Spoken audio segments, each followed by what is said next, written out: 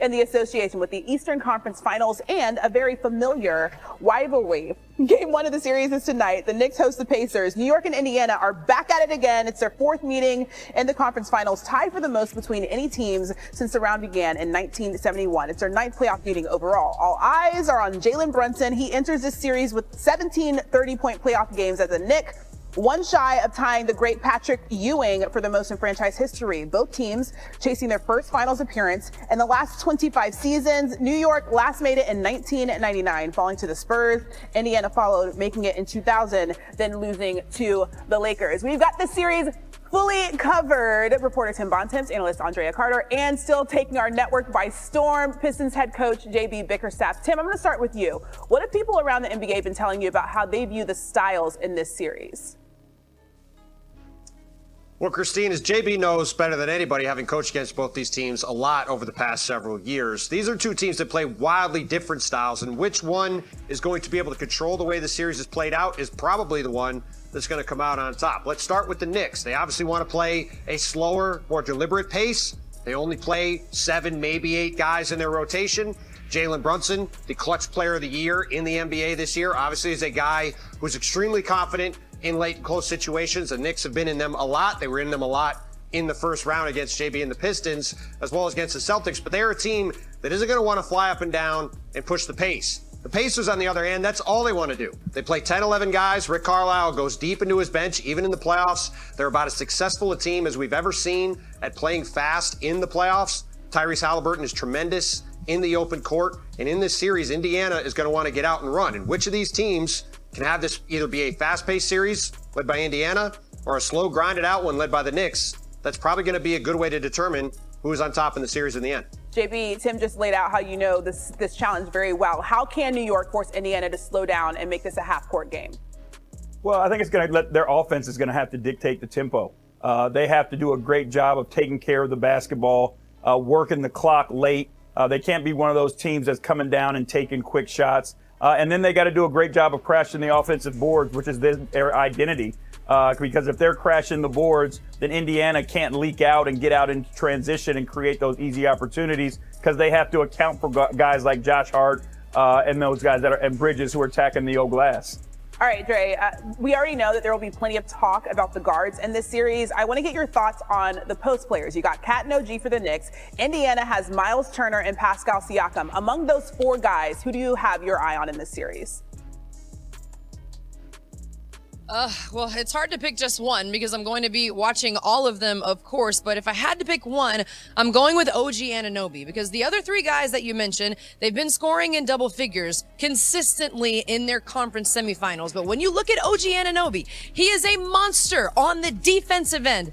But offensively, he's taken Knicks fans on a bit of a roller coaster, especially in that Boston series. He had 3 games with more than 20 points, but OG Anunoby also had 3 games where he was held to single digits. OG Anunoby is so physical. He's so strong. He can impose his will on both ends of the floor. The Knicks are 28-10 when OG scores more than 20 points. His offensive firepower could be the difference for the Knicks. All right, another offensive firepower is one of their stars in this series, Jalen Brunson. He has 6 30-point games this postseason. Tim, what have scouts been telling you about the key for Indiana defending him?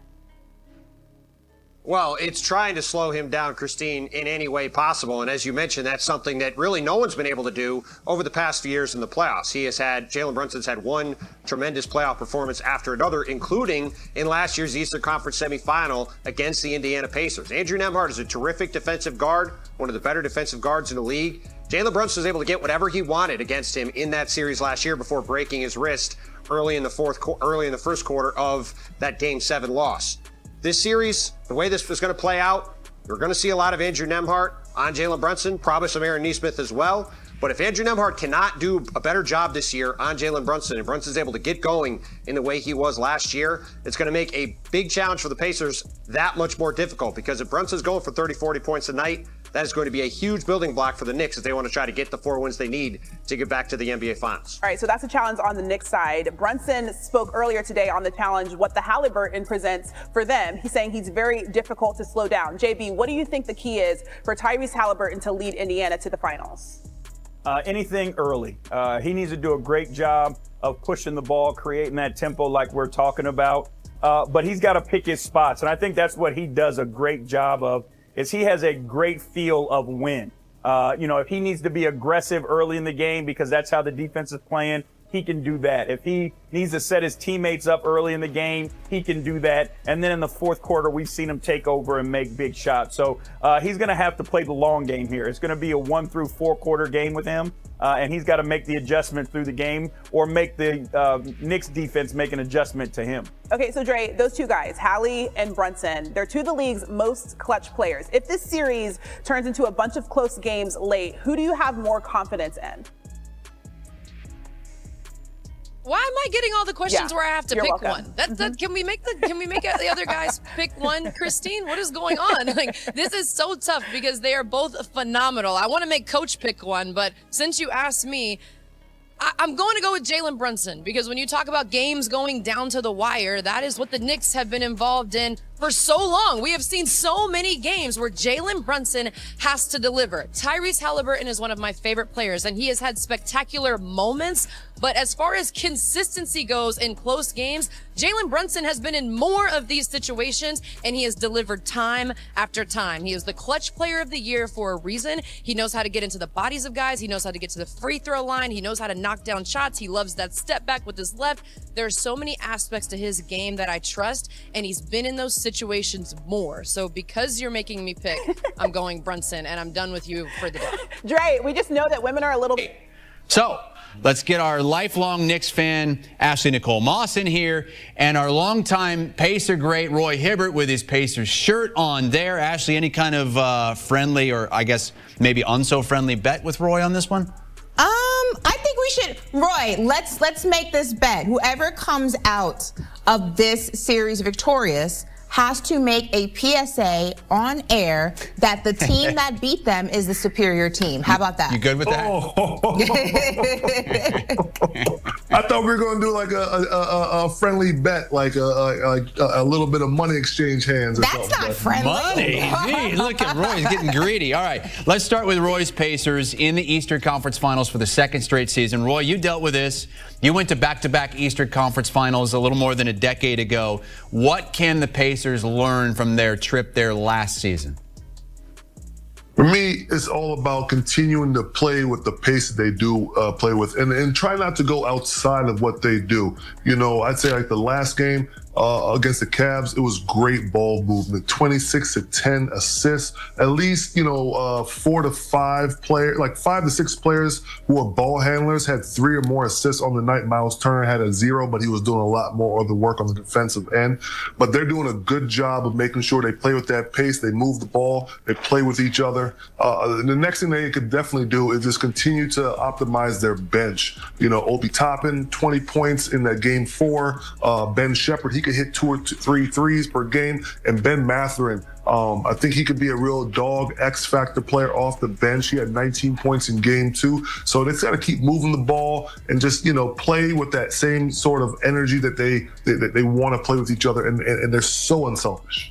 I think there's still some Knicks fans partying in the streets of Manhattan after clinching this spot in the Eastern Conference Finals. My cousin is one of them. Actually, some are saying that you guys have celebrated so much that it's just kind of, all gravy from here and that you don't really care that much about what happens next. Those people are crazy, Chris. We absolutely care. And I think it's hilarious that since, that now all of a sudden it's a bad thing to celebrate wins of your team, right? We're talking about the New York Knicks, who my entire lifetime, outside of very small windows, when we got Carmelo Anthony and other small spurts in my entire lifetime, it has been doom and gloom. I was supporting the Knicks during a 17-65 season. Do you know what that's like? To support a team that won 17 games in an NBA season and go to the Garden and cheer like it's all good? All I know is pain. So yes, Knicks fans are going to celebrate, I'm going to quote Prince here, like it's 1999. It doesn't matter if it's game 1, game 6, game 3. It doesn't matter what round of the playoffs it is. We are just happy that we are not already won in Cancun, that, two, we have spent our entire life waiting for this moment, and it finally has come into fruition. We have manifested this. No one's going to take this joy from us, Chris. Can you no leave one's going to those make us feel poor bad. Pacer fans alone on the streets after the game? Yeah, don't throw garbage cans at. And No also, more trash cans to the he head. was a firefighter too, Oh, which is not cool. But Well, why is he a Pacers fan? Tyrese is helping him out. Ashley, how do the Knicks get this thing done? Not just tonight, but in this series, and party like it's 99, get back to the finals for the first time since 99. Listen, Roy made an excellent point, and the Pacers play at a very fast pace, no pun intended. And the Knicks have to do their best to control that tempo. They need to slow down the game, especially at half court. And that's going to be a huge task for them. You want to make them play at a pace you're comfortable with, not the other way around. And this is not to say the Knicks can't play at a faster pace, but they're more comfortable at a more moderate pace. That's how they like to play, right? I also think rebounding is going to be a huge feat in this series, and you want to dominate the rebounding battle. You want to make sure that you're getting those second and third chance opportunities. The Pacers have a lot of talent. They have a lot of guys on their team who can shoot not only from the mid-range but also from three, and you want to make sure they don't get multiple opportunities to get those shots up. And this goes without saying, it cannot just be about Jalen Brunson. One thing the Knicks did really well against the Boston Celtics in multiple games was that ball was being touched by everyone. Everyone was going ahead and getting their shots, contributing offensively and defensively. You need that kind of team basketball because Jalen Brunson is going to be public enemy #1 for the Indiana Pacers. Knicks knocked off the Eastern Conference favorites, the Boston Celtics. The Pacers knocked off the #1 seed, the Cleveland Cavaliers. They did so in 5 games. Roy, 8-2 in the postseason. How do the Pacers keep things rolling into this series? Well, first of all, I want them to get off on the right foot and just make sure they do a good job in game 1 of taking care of the ball. Against the Cavs, they had 17 turnovers to their 8 in game 1, and the Cavs converted 22 points, and we only converted 9 of those points. So they need to make sure they do a good job of controlling the pace, controlling the ball, no turnovers. I think TJ McConnell on that second unit really does a good job of being able to penetrate, get to the basket. He may not be able to score at the paint, but he's able to draw a crowd. Then he kicks out to Obi Toppin, who had a great game 4 last series. And the biggest thing for me as a big guy would be the defense, and specifically on Cat and Mitchell Robinson. I think what Cat did last game in the last series was drive it to the paint. I like it when he makes it dirty. He doesn't settle for those shots. He drives to the basket, and he was able to go at Al Horford. Bless his soul. He's been in the league for so long, but he wasn't able to do it. And then obviously Mitchell Robinson, they're going to have to take care of him. Ashley talked about the rebounding. That to me is a big thing because Miles Turner, he plays a lot of minutes. He's the main big on the offensive end, defensive end. No disrespect to Thomas Bryant, but we need Miles on the court. He's active. He can hit threes. He cannot get into foul trouble. But one little thing that I want to mention about the Mitchell Robinson thing, he comes into the game pretty early sometimes, and a lot of teams do like the hacka Mitchell Robinson. I hope that the Pacers don't do that because it's the way how Josh Hart and Brunson are able to draw fouls towards the end of the quarters. I don't want them shooting double bonuses when there's 7 to 8 minutes left in the quarter. So we got to make sure we box these big guys out, keep them off the offensive boards, but it's going to be a tough game. I think my team will do it. Robinson, a career 52% free throw shooter, but 68% this season. Who do you guys have in game 1, Ashley? It's a 4.5 point spread in favor of the Knicks. They're laying 4.5. You know who I'm going with. It's the Knicks. The Knicks are going to set the tone. They're going to handle business, defend home court. Both of these teams have had ample amount of rest. And I know for some teams that may have a negative effect. You can kind of attribute that to how bad I feel like the Timberwolves played last night against Oklahoma City. But I think these are 2 teams that really could use the rest, especially when you talk about the New York Knicks and the amount of minutes that they play, their starters play. I think the rest was exactly what they needed. Give me the Knicks game 1 and give me the Knicks game 2 because I will be there. Oh, geez. Okay. You're going to be there game 2? Sure will. All right, right next to Spike Lee, I take it. Roy, I'm guessing you're going the other way. Yeah, I'm going the other way. I'm going with my Pacer fans. Obviously, I'm actually getting flown out by the Pacers for Game 3, so I'm unbiased. This is a very biased opinion right here. But I have the Pacers in 7, and I think Ashley knows if it goes to 7, she may be a little worried because, like you said, the amount of minutes that Thibodeau has these guys playing. If you get to a Game 7 and you have those Nova Knicks still there, all of them there, I'll be very surprised because at some point they're going to get worn down. But my Pacer team, they're going to wear them down. They're going to play with pace, and we're going to get it done for sure. Roy doesn't want to see the Knicks. The humble brag. First of getting all, flown out by the I didn't Pacers. pay for my ticket, so Wait, you did or didn't? I did not. Really? I did not. Center court, they were a gift. What's your favorite team? Comment below, and if you liked the video, please leave a like. This really helps the channel grow and brings you even more content.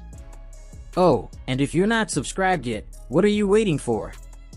Click the subscribe button and activate the bell to receive all notifications. With each game, we noticed that the NBA is getting more competitive every day, and all the teams are looking for reinforcements to win the championship. And only here can you follow your favorite team daily with incredible content from different sources. Here on the channel, there are new videos every day with analysis, curiosities, and the best moments in basketball. That's it for today, folks. Thanks for following along. The NBA doesn't stop, and neither do we. Until the next video. NBA, the passion that connects us.